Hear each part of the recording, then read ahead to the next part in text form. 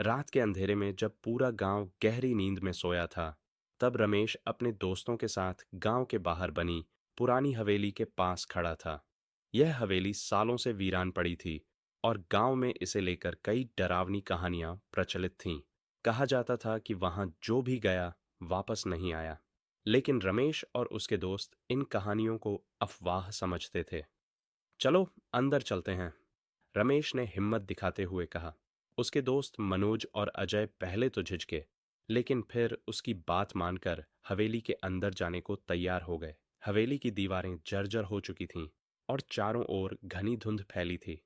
जैसे ही उन्होंने दरवाजा खोला, एक अजीब सी ठंडी हवा का झोंका आया, जिससे मोमबत्ती की लौ कांप गई। अंदर जाते ही उन्हें ऐसा महसूस हुआ मानो कोई उन्हें देख रहा हो। हवेली के अंदर हर ओर धूल जमी थी, फर्श पर पुराने खून के धब्बे थे और दीवारों पर अजीबो-गरीब चित्र बने हुए थे।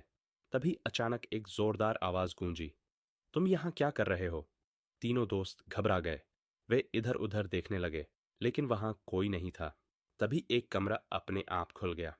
अंदर अंधेरा था, लेकिन कमरे के कोने में एक पुराना झूला था, जो अपने आप हिल रहा था।